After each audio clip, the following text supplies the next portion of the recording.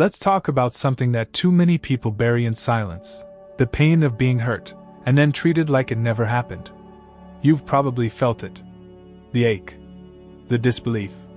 The mental spiral that begins when someone you trusted crosses a line, leaves a wound, and then acts like it was no big deal. Like nothing was broken. Like you imagined it. And here's the kicker: it's not just the hurt that haunts you. It's the denial. The silence. The sudden normalcy they perform while your insides are still trying to catch their breath. So let's ask the question directly: why do people do this? Is it forgetfulness? Cowardice? Malice? Or is there something deeper going on? Too often we're told to just let it go. Or worse, we're made to feel dramatic for remembering every sharp word, every glance that cut too deep. But what if I told you that this common experience has less to do with your sensitivity and more to do with their limits? What if the silence after the storm isn't a lack of care, but a carefully rehearsed tactic rooted in the fear of accountability? What if you've been measuring your worth against someone else's emotional ceiling? That changes everything, doesn't it? See, in Stoicism, we're taught not just to understand pain, but to observe it, to study it, to ask the right questions of it. Pain is not just something we survive, it's something that teaches. But what happens when someone else inflicts it, then disappears behind a mask of indifference? What does Stoic wisdom say about being gaslit into silence, when your reality becomes inconvenient for someone else's comfort? That's where this journey begins. Right here. Right now. This is not just another video about toxic behavior. It's an unfiltered, emotionally honest exploration into the psychology of silence, avoidance, and false forgetfulness. Why people hurt others and act like they never did, and what you need to understand to stop internalizing their avoidance as your fault. Throughout this video, I'll take you through 6 unflinching truths. We'll unravel the real mechanisms behind their silence. We'll challenge popular myths that keep you stuck in self-doubt. And most importantly, I'll give you the clarity, strength, and perspective to finally stop carrying pain that was never yours to hold in the first place. Because this is about more than closure. It's about reclaiming your peace. This is about real healing, rooted in truth, self-respect, and stoic resilience. So if you've ever sat there, stunned by someone's silence, wondering if maybe you were too much, if you've ever questioned your memory because someone rewrote the narrative right in front of your eyes, then stay with me. You're about to see the full picture. And once you do, you won't go back. Ready? Let's begin. 1. Silence is not innocence, it's a tactic. When someone hurts you and then behaves as though nothing happened, it's tempting to chalk it up to forgetfulness or crisis overload. But what if I told you that this silence is far from innocent? Let's dive deep and understand why this behavior isn't accidental, it's strategic. Think back, they hurt you. Maybe the betrayal was small, a passing insult, a forgotten promise. Maybe it was catastrophic, a public embarrassment, a betrayal of trust, a harsh word during a moment of vulnerability. But after the storm, they act as if the sun is shining brighter than ever. They greet you, chat casually, act normal. And you, left behind in the wreckage, are forced to rebuild. You replay the moment in your mind, overanalyzing your response, your emotion. You ask, did I misread it? Am I overreacting? We, especially in the realm of Stoic relationships, have been taught that strong people notice, acknowledge, and learn from reality, not ignore it. Stoicism teaches us to face truths openly. But when the person who caused the pain hides behind silence, it becomes a psychological coup. Their silence is not neutrality. It's a subversive message: this is not worth talking about. Your pain isn't valid. I am not accountable. When they act like nothing happened, they shift the emotional burden onto you. Their non-reaction becomes a weapon. Their indifference forces you to either retract your own feelings or push for acknowledgement, to beg for validation. And that begs the question, who is the stronger one now? The person who inflicted pain or the person who now must defend the validity of feeling it at all? This tactic is intentional. It's a power move. It's emotional warfare disguised as normalcy. By refusing to acknowledge the rupture they caused, they preserve the narrative of themselves as the unbothered, unflawed, unquestionably good person. And you're the one left second-guessing your reality. That's exactly the point. When someone refuses to speak about what happened, who is left to pick up the pieces? You're left replaying the moments, caring for your own anxiety, measuring your worth in the absence of apology. They release the tension by ignoring the wound. They preserve their comfort. And so you hold the emotional labor. This is not accidental. This isn't about them forgetting. This is a tactic, silent, but calculated. What drives this tactic? Control. By burying the issue, they control the narrative. They reshape your emotional landscape without saying a word. They choose distance instead of empathy, silence over remorse, pretense in place of repair. Their silence says, I owe you nothing. I will not change. I won't engage in the discomfort of truth. Meanwhile, you're left feeling unanchored, waiting for something that wasn't designed to come. Are they insecure? Afraid? Emotionally stunted? Possibly. Maybe they lack the emotional capacity to say, I'm sorry. Maybe guilt is a wound too difficult for them to hold.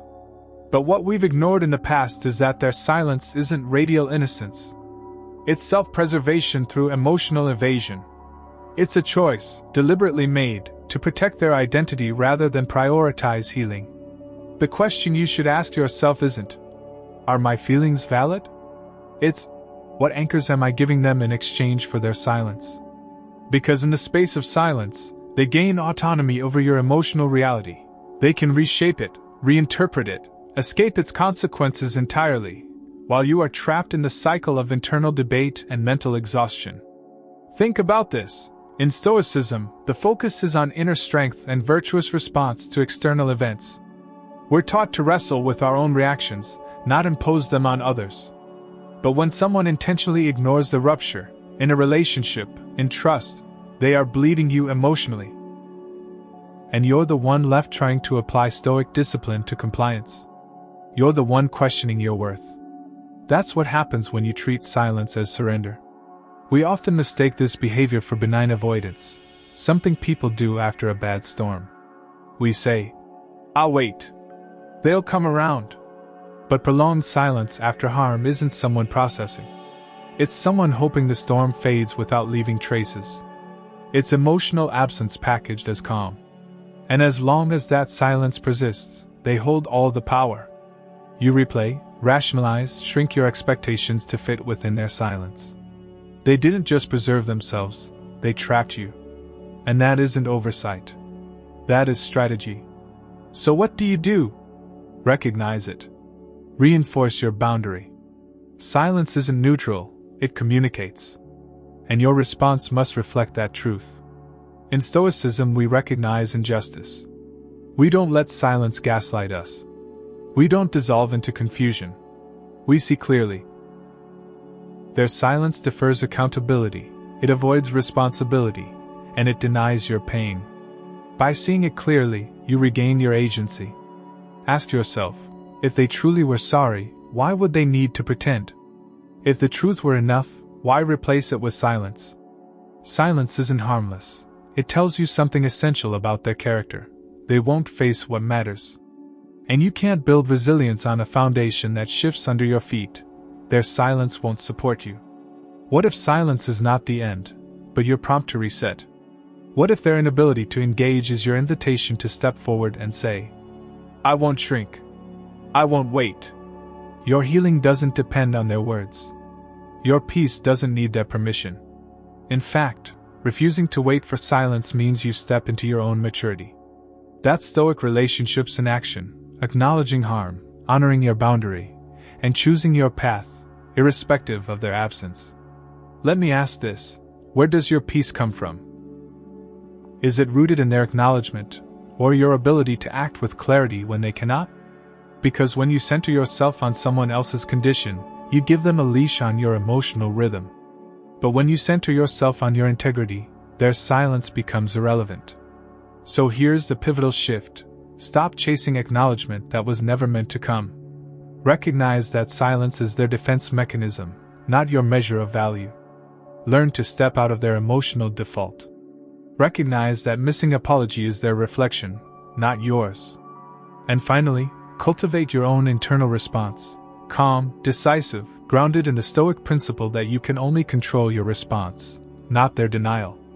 This realization isn't a band-aid, it's a transformation. It's the first step toward reclaiming your autonomy.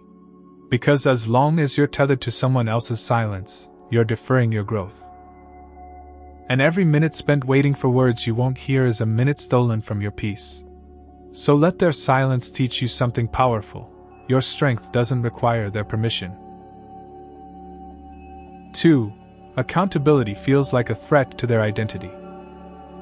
What happens when someone is asked to confront the pain they've caused? For many, acknowledging wrongdoing is not just uncomfortable, it's existentially threatening. In the context of Stoicism and Stoic relationships, we champion self-awareness and honesty. Yet, for people who lack emotional depth, accountability demands a confrontation with parts of themselves they've carefully buried. It forces them to look their fault in the face, and that simply feels like losing a piece of who they believe themselves to be. Imagine this: you do something wrong, maybe unintentionally, maybe out of anger or neglect. You see the damage, someone's trust broken, their heart wounded, their emotional safety compromised. But to admit it requires saying out loud, "I was wrong. I hurt you." No hedging, no rationalizing, no ifs and buts. Just owning the full weight of your mistake. For people who define themselves by being right, strong, or good, that confession feels like a blow to the foundations of their identity. They'd rather shift blame, dodge responsibility, and paint themselves as victims. It keeps their self-concept intact. I was justified, I meant no harm, it wasn't that big of a deal. When accountability sneaks in, the fortress of denial cracks, and if the cracks spread, who will they be once they fall apart? That is why so many choose avoidance. Accountability becomes a threat more terrifying than guilt itself. This behavior isn't random, it's protective. Their identity feels fragile, built on stories they tell themselves. I'm a good person, I didn't do anything wrong, I never meant to hurt anyone. Accountability interrupts that narrative. It says, yes, you did. Now change. That's not a small request. It's a tearing down, a stepping into discomfort that many aren't ready to hold. In Stoic philosophy, we are told to focus on aligning our actions with virtue, to embrace truth, no matter how uncomfortable. But for those who aren't spiritually or emotionally mature, truth feels like erosion of self. Acknowledging you caused harm is, for them, admitting imperfection, and imperfection feels disgraceful. If their self-worth is built on being blameless, accountability is an existential danger. And so what do? They run from it. They offer silence in place of apology. They retreat into normalcy. They even smile and carry on like nothing happened. But beneath that facade, their identity remains untouched because they refuse to absorb the impact of their actions. Rather than saying, I messed up, they say nothing. And by saying nothing, they preserve the version of themselves they want to believe. So let me ask you, when someone refuses to say, I'm sorry, is it because they didn't care? Or because saying those words felt like losing who they are? That's worth asking, especially when you're caught in a cycle of confusion. But here's the empowering truth: your healing does not depend on their identity or their willingness to self-reflect. You don't need their confession to validate your pain. You don't need their humility to feel whole. You deserve clarity on your terms, not theirs.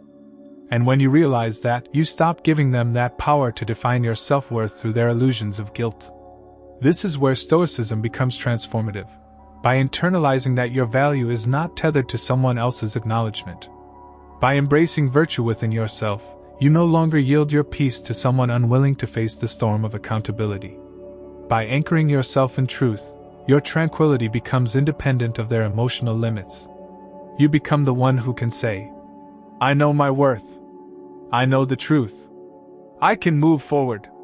When accountability feels like identity crushing, it's not about you. It's about their inability to evolve. And when you step into your own integrity, you don't need their self-awareness to stand tall. Their avoidance becomes your liberation. You free yourself not by forcing growth upon them, but by grounding growth within yourself. If you're resonating with this, make sure you like this video and comment, number 1, below if this insight hits home. Don't forget to subscribe for more insights into navigating Stoic relationships and living a life grounded in Stoicism and emotional truth. 3. Emotional immaturity blocks real repair. When someone hurts you and then acts like nothing happened, it often isn't because they forgot or didn't care. It's because they lack the inner tools needed to confront their actions with honesty and humility. True emotional maturity is rare, and without it, a person may respond to crisis not with sincerity or repair, but with deflection, minimization, or silence. That silence is not the calm aftermath of conflict, it's the retreat of someone unequipped to face the consequences of their choices. Imagine this scenario: you're vulnerable, and someone close to you crosses your boundary. Maybe they insulted you in public, withheld support when you needed it most, or dismissed your emotions as irrational. You speak up. You express your hurt. And they don't apologize. They don't say, "I messed up." Instead, they say nothing. They pretend the moment never occurred. At first, you might hope they're processing, maybe taking time to reflect. But time passes. The silence stretches. Their behavior resumes as if everything is fine. This pattern tells us something essential: they lack emotional maturity. They don't possess the internal capacity to separate their self-worth from their actions. Owning a mistake would require them to say aloud, "I hurt you, and I'm responsible for that." For emotionally immature people, that's terrifying, because they see fault as failure, not as a doorway for growth. We live in a culture that idolizes stoicism, inner calm, emotional resilience, living with virtue, even in relationships. The truth is, practicing Stoic relationships demands more than staying composed in adversity. It requires the willingness to face your own flaws, apologize, accept accountability, and grow. And many people haven't learned that skill. Instead, they learn that acknowledging wrongdoing threatens their identity. So rather than repair trust, they repair appearances. They change the surface. Resuming conversation, sending friendly texts, behaving as though comfort and connection never broke, while inside, nothing changed. Their emotional avoidance is not a sign of strength, it's a symptom of shallow emotional development. If you challenge them by pointing out the wound, they prattle off excuses.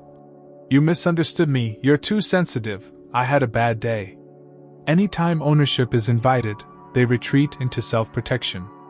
That tells us something powerful.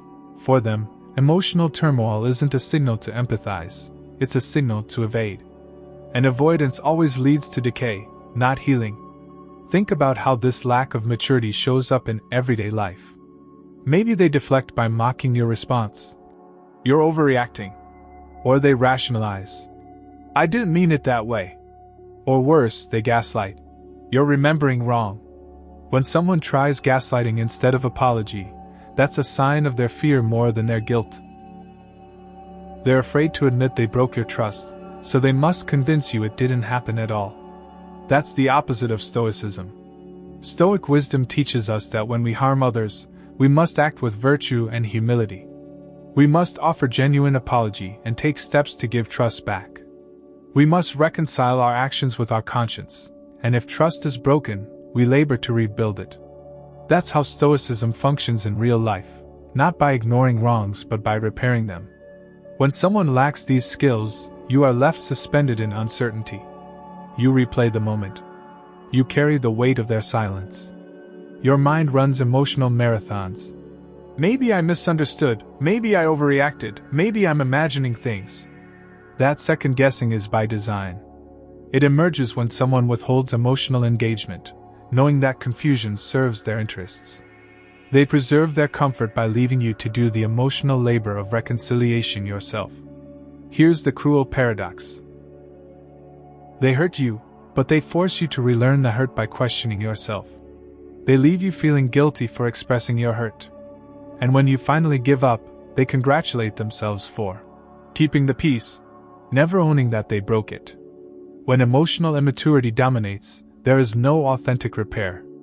There is no, I take responsibility. There is no, how can I make this right? There is performance, polite messages, social media gestures, smiles in person. But there's no internal reckoning, no humility, no transformation. They remain untouched by your pain, protected behind their own emotional wall. So what can you do when faced with this? First, recognize the gap. Don't mistake performance for integrity. Calm after conflict is meaningless if it's hollow.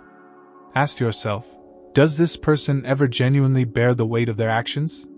Do they ever ask how you're doing after? Do they ever show change worth noting? Second, hold your boundaries. Emotional immaturity doesn't respect vague lines. It slips through gaps. The moment you allow them back into your emotional space without accountability, you reinforce the pattern. You're effectively telling them, you can hurt me again, and I'll treat it like nothing happened. That ensures deepening wounds, not repair. Third, choose sovereignty. Instead of waiting for emotional maturity to miraculously appear, you can choose to protect your emotional domain. You can say, your inability to emotionally repair isn't my failure, it's your responsibility. I deserve growth, effort, and genuine apology. I am not obligated to stay quiet. Fourth, surround yourself with maturity. Learn to cultivate relationships with people who can hold the weight of conflict, own their fault, and work toward healing. Choose the people who lean into discomfort when the stakes are highest, not when it's convenient. Finally, take this as an opportunity to reflect inward. You've been hurt by immaturity. Not because you're flawed, but perhaps because you've still been growing. Embrace Stoic practice, not just to endure hurt, but to honor it. Use it as a platform to deepen your understanding of what emotional resilience and integrity look like. Let it sharpen your sense of healthy boundaries. Let it refine your own maturity. Emotional maturity is not granted by time, it's forged in adversity. It's built on moments where someone says, I hear you. I will repair. I will do the work. You deserve that. You deserve relationships steeped in humility, accountability, and authenticity. And you can walk toward them, guided by your own growth, without waiting for someone else to catch up. 4. Comfort over conscience, a self-preservation strategy. When someone stops acknowledging what happened and slips into everything's fine mode, it's not merely avoidance, it's an active strategy. What they're protecting isn't you, it's themselves. They prioritize comfort over conscience. They've decided that preserving their peace matters more than facing the blowback of their actions. That means their silence isn't harmless. It's a shield designed to let them off the hook emotionally. Think about it, they hurt you. They crossed the line. The truth threatens their inner equilibrium. So instead of disruption, they seek calm. But what kind of calm? One rooted not in understanding but in evasion. They want peace so badly they build it on a foundation of denial. In doing so, they construct a buffer zone between their behavior and its consequences.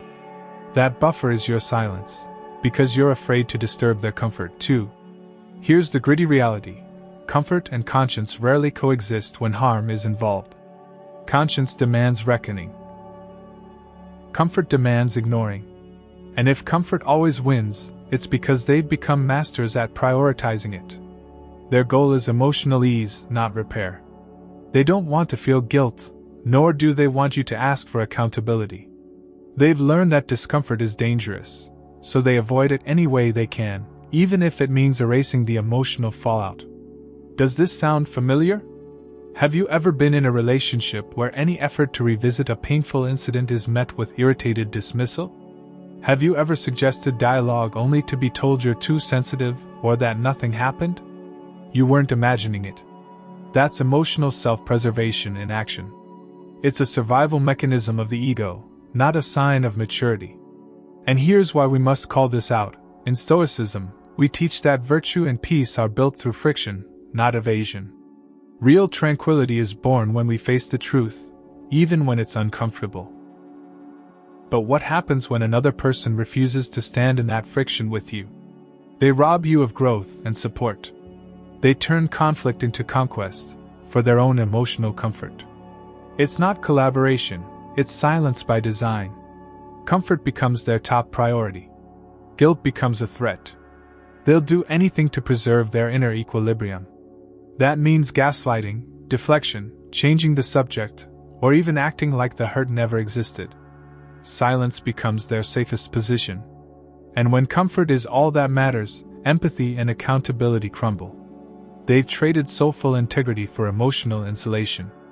But here's what this means for you: their emotional safety costs yours. Their calm comes at your expense. They choose not to feel their guilt, and they choose not to let you live in your truth. You're stuck carrying the weight, while they walk free. And that's not love.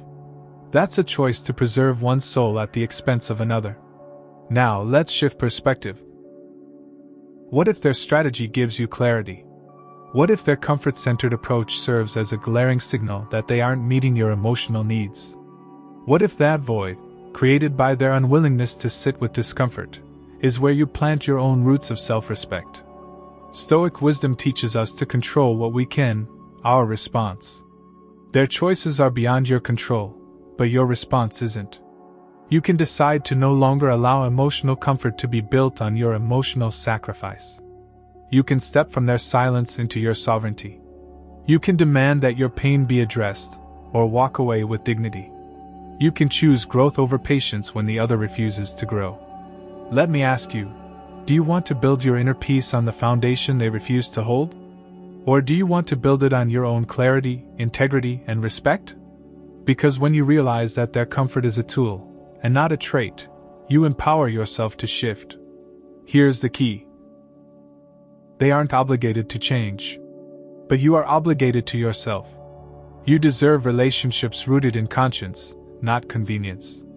You deserve unions where both people are willing to sit in the discomfort, acknowledge harm, repair trust. Anything less is built on a pretense that may feel calm, but it's shallow as ice. That's when you make your move. You honor yourself by stepping into clarity. You hold your boundary. I can't continue where you can't. You acknowledge that waiting for emotional competence is not your responsibility, but theirs. You free yourself from the emotional cost of their comfort. And that's a stoic shift, recognizing that sometimes giving someone comfort means colluding with denial. But giving yourself peace means stepping out of that collusion, however painful. True strength is not never feeling pain. It's choosing integrity when staying silent feels safer. If you recognize this pattern, and want deeper insight into rebuilding emotional resilience, be sure to like this video and comment, number 1, if this perspective is resonating with you. Don't forget to subscribe for more in-depth conversations on Stoic relationships and applying Stoicism to real-life emotional challenges. 5. Rewriting reality protects their ego. When someone hurts you and then acts as though nothing happened, they're not just avoiding accountability. They're actively rewriting reality to protect their ego. This isn't subconscious. This is emotional engineering. And understanding this deceptive pattern is critical for your own growth and clarity in relationships, especially within the realm of Stoic relationships and Stoicism. Imagine you confronted them about their hurtful action. Maybe it was inconsiderate, maybe intentionally cruel. You explained how it affected you. You waited for a response, something that acknowledged your experience, even if imperfect. But instead they pivot. They insert doubt. They claim you misunderstood. They argue your feelings are an overreaction, that the impact you described isn't what truly happened. Suddenly, the conversation turns. You're the one whose perception is questionable. Their ego is restored, not by truth, but by rewriting the narrative. This behavior is not harmless. It's a defensive projection. They're saying, I cannot tolerate the truth of my actions. So they manufacture an alternate version of events where they remain untainted. It's a survival tactic of their self-image. Why is this rewriting so damaging? It does two major things simultaneously. It preserves their ego and imposes emotional labor on you.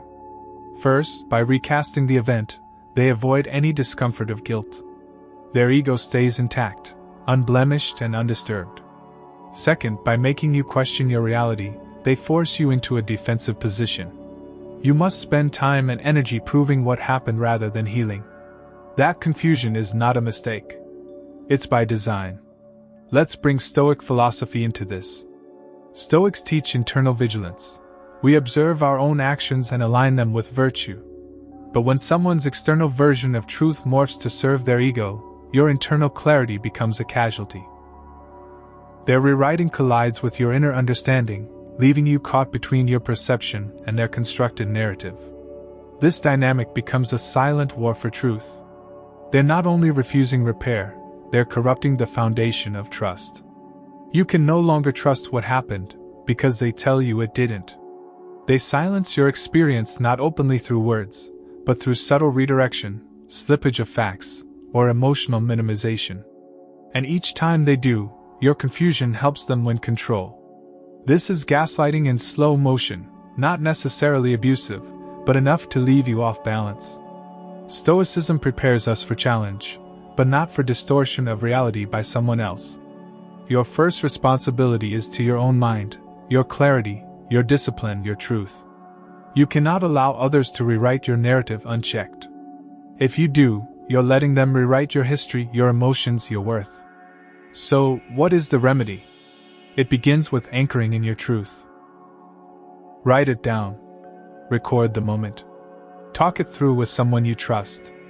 Remind yourself, your memory is valid. Your emotional reaction is valid. Your perception is valid. And no distortion from them changes it unless you allow it. The next step is detachment through consent. You don't have to validate their version. You don't have to submit to their reconstruction of reality. You can say, "This is how I remember it." Not angrily, not defiantly, but firmly. Emotional maturity and stoicism teach us to stand in calm conviction. Your truth anchored in virtue doesn't tremble at their revisionism. Recognizing their protective strategy also invites insight into their psyche. Their need to preserve self-image by rewriting history reveals emotional fragility. But that fragility does not deserve your burden. It invites compassion without surrender. You can feel pity without allowing their behavior to erode your integrity. Let's step back to see the cost of allowing this to continue. If they keep spinning reality, you'll internalize confusion. You'll begin to question your sanity. You might shrink yourself, adjusting to match their version of events. That's emotional sabotage. That's subtle erosion of identity. That's why it's essential to stand firm. And yes, there's space for forgiveness, but forgiveness devoid of clarity is surrender. If you forgive without establishing your truth, it's like leaving your guard down before the war ends. Forgiveness grounded in clarity says, "I accept that this happened. I choose to move forward. But I will not subject myself to your reconstruction of this truth." This also speaks to Stoic relationships, where mutual accountability is key. If one party is constantly reshaping the narrative to protect themselves, that is not a partner you can build with. Stoicism encourages us to build relationships not on convenience but on virtue, truth, courage, justice. If they undermine any of these foundations by silencing your truth, the relationship can't remain healthy. Take heart. This recognition does not mean bitterness. It means wisdom. Your clarity becomes a weapon not of aggression, but of resilience. It transforms you from confused participant into grounded observer. If you've identified this pattern in someone close to you, consider these next steps. Affirm your reality consistently, set emotional boundaries, refuse to argue about memory. Let them speak their truth, but you do not have to accept it. Because your peace doesn't depend on them believing you, it depends on you believing yourself. On this journey, ask yourself, what kind of version of reality am I going to live in? One shaped by others' need for comfort? Or one rooted in inner clarity and virtue? That's the heart of Stoicism, and the essence of mature relationships. Part 5 may be long, yes, but it's the turning point. You aren't just recognizing avoidance. You're seeing the elaborate soft rewind they attempt to conceal it. And from here, your power grows exponentially. Because when you refuse their narrative edit, you escalate to your true form, unafraid, unswayed, unwavering. 6. Your desire for closure is not the problem, their limit is. When someone hurts you and pretends it never happened, and then refuses to repair, it's easy to internalize the silence as your failure.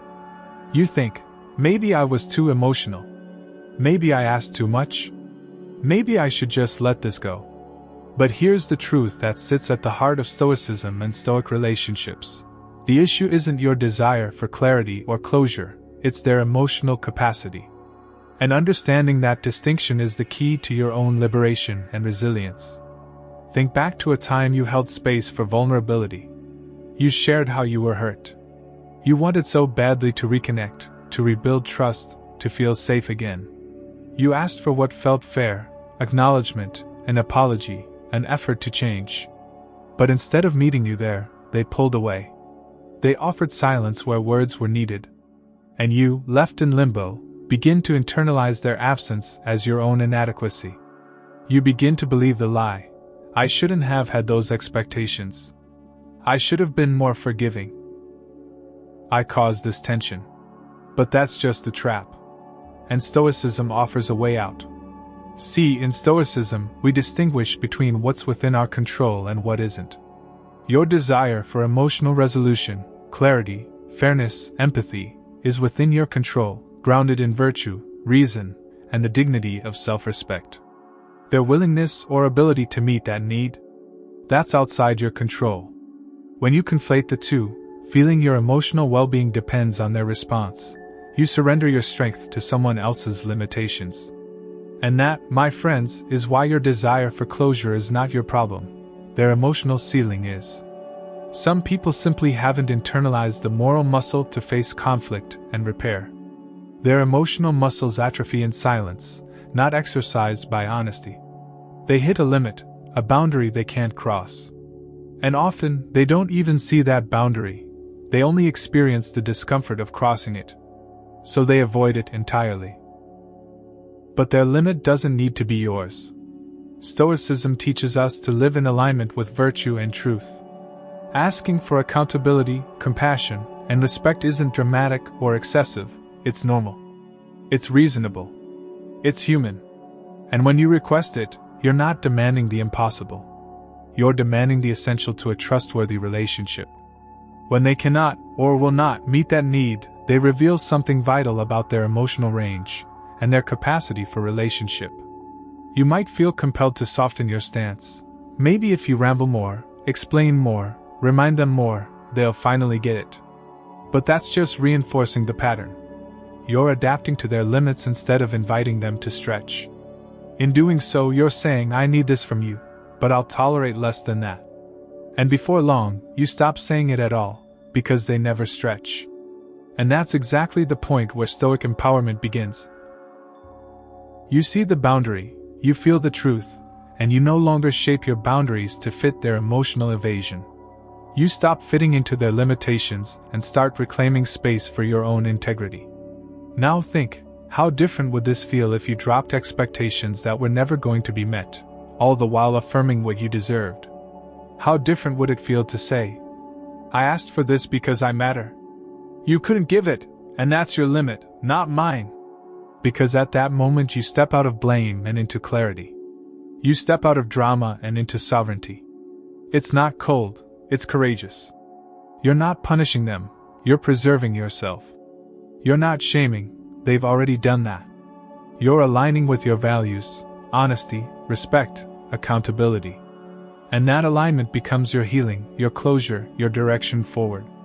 Let Stoicism guide you here, anchoring your own reason. Validate your experience. Honor your emotions. Choose relationships that meet you, not because they always will, but because you deserve the capacity for real emotional engagement. And when someone reveals they don't have that capacity, you don't mourn as a failure, you recognize clarity.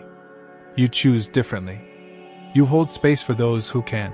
but don't resign your peace waiting for those who can't. And in doing that, you embody the mature practice of Stoic relationships. You don't need an apology to live with dignity. You don't need their transformation to deserve compassion. You don't need their progress to validate your integrity. Every moment you stay in confusion, replaying scenes, wrestling with words unsaid, you're feeding their avoidance. But when you rise above, when you redirect that energy into cultivating your own clarity, you honor yourself, your growth, and your values. So let me ask you, what's the cost of waiting for closure that may never arrive? What's the freedom in releasing someone else from the responsibility of meeting your needs, while you refuse to abandon them? In Stoic relationships, that release isn't defeat, it's empowerment. It's a declaration that your emotional ecosystem is not disposable. Your desire for closure is valid. Your pain deserves acknowledgement. Your boundaries deserve respect. And when those things are withheld, it's not your fault, it's theirs. And knowing that truth doesn't close a door. It opens a whole new one where you walk forward into spaces that meet your heart, soul, and mind, unburdened by someone else's limits. If this message lands with you, if you see your own worth shining through these words, like this video and comment number 1 below. And for more layered conversations on Stoic relationships, Stoicism, and cultivating emotional strength, please subscribe. This journey isn't about perfection, it's about integrity. Thank you for stepping in and stepping real, and I'm honored to walk this path with you. We've walked together through the 6 profound truths of what happens when someone hurts you, then acts like it never happened. We explored why silence isn't innocence but a strategy, why accountability challenges their self-concept, how emotional immaturity blocks genuine repair, why comfort is often chosen over conscience, how rewriting reality protects their ego, and why your desire for closure is never the problem, it's their emotional limit. Now, as we bring this journey to a close, let's integrate these insights into a cohesive, Stoic-centered approach you can embody in your life moving forward. Stoic philosophy teaches us that our lives are shaped by how we respond to events, not by the events themselves. The hurt, the silence, the confusion, they are external. What's within your sphere of influence is your perception, your judgment, your actions. This is not about Stoic resignation, it's about Stoic resilience, transforming emotional adversity into personal evolution. It's about harnessing the discomfort of their avoidance into stepping stones toward your own integrity. When someone leaves a wound and turns away, it's natural to feel the sting of rejection, the ache of betrayal, and the uncertainty of emotional whiplash. But these feelings, while intense, are not the final verdict on your worth or your capacity for connection. They are signals, markers along your journey, guiding you toward awareness.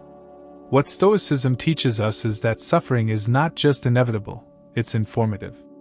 It reveals what we need to refine within ourselves, our boundaries, our clarity, our strength. Moving forward, you can let these 6 insights serve as navigation tools. When their silence surfaces, remember, it's a tactic, not truth. When their denial arises, remind yourself that they are protecting an illusion, not your reality. When their excuses flow, see them for what they are, markers of their emotional underdevelopment, not reflections of your value. When they avoid responsibility, that is their ceiling, not a barrier to your growth. Every act of evasion becomes evidence guiding you toward your own clarity, not confusion. By internalizing this framework, you shift from victim to observer, silently tracking their patterns, while proactively aligning your own behavior with your values. That shift is powerful. It's Stoic. It's not cold, it's courageous, intentional, and true. And this is the transformation. You no longer wait on their apology to feel complete. You no longer shrink to fit within the contours of their emotional limits. You no longer debate your experience or dispute their reconstructions. You're done supporting illusions. Instead, you start supporting yourself. Picture your future, one where your relational bearings are guided by wisdom, not by the gaps left by someone else's avoidance. One where each interaction plants a seed of integrity, not confusion, regret, or self-doubt. Where your relationships flourish not in spite of challenges, but because you value honesty, confrontation, and repair over the comfort of denial or superiority. Yes, it demands courage. It demands boundaries.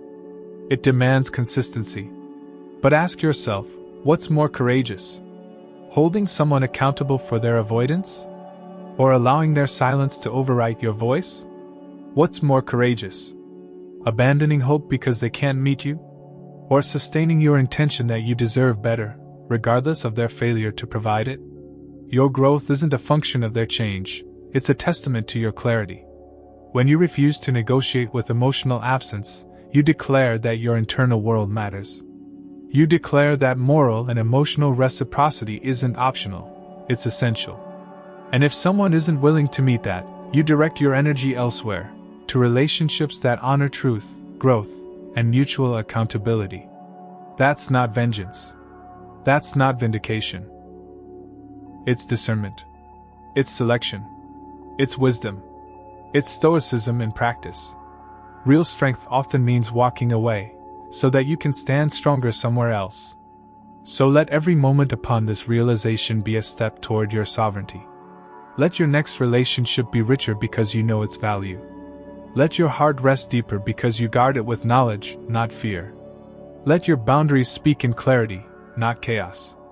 Let your voice remain stable, even as theirs may waver. And let your life be your legacy, not one shaped by harmful absence, but one carved from emotional integrity.